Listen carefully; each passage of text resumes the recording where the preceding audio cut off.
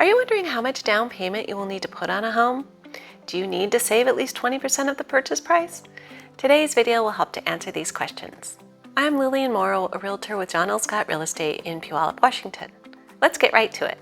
How much do you need to pay for a down payment in the Tacoma Puyallup area?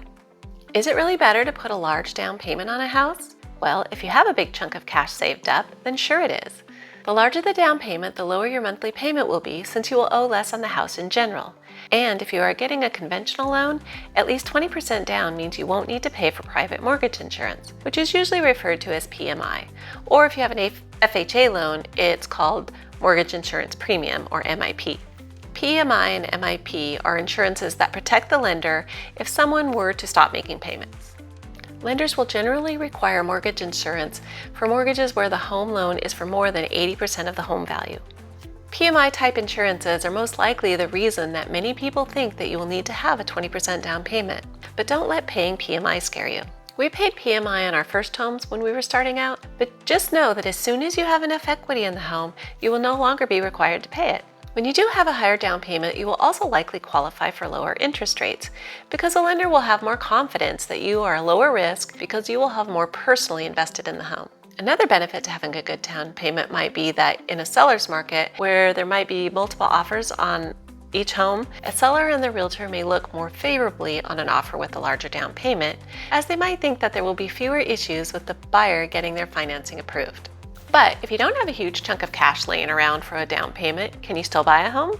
Well, yeah, most likely you can. Of course, it will depend on choosing a lender and getting approved, but there are multiple options available for buying a home without a 20% down payment. And it may make sense to buy a home now instead of waiting to save up that 20%, if it will take a significant amount of time to do so. According to what I can find, the average down payment in this area is 5 to 6%. Think about it. If you're buying a $500,000 home, which at the time I'm recording this video in June 2022, is lower than the median home in Pierce County, Washington, then a 20% down payment would be $100,000. Not many people, especially first-time buyers, have that much saved up to buy a home. It's a significant amount of money for most people. It's weird to think that when my husband and I bought our first house back in 1992, that the entire cost of the home was less than $100,000 and it was brand new construction, but that was a long time ago. If you have no down payment or a low down payment, you'll want a great lender in your corner that will have your back and help the seller feel more confident in your offer. If you already own a home and are selling it to buy a new home, with the way that home prices have appreciated lately, you may easily have enough from the sale price of your home to put 20% down on your next one. That is the benefit of owning a home. Building up equity and using it for the things that you need, such as your next home.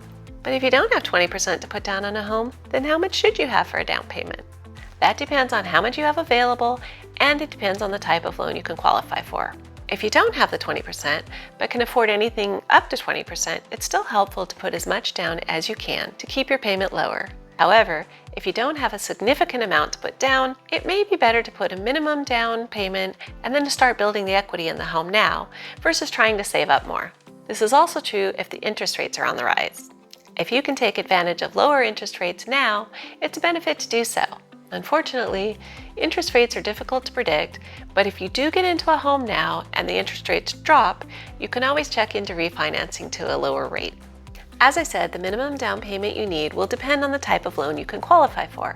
If you are eligible for a VA loan, which is backed by the U.S. Department of Veteran Affairs and is available to active service members, veterans, or surviving spouses, or USDA loan, which is backed by the U.S. Department of Agriculture for homes in more rural areas, you don't need to have any down payment, and you won't have to pay PMI. But there may be other fees to help protect the lenders for these types of loans. For conventional loans using Fannie Mae and Freddie Mac programs, the minimum down payment is 3% for borrowers with strong credit.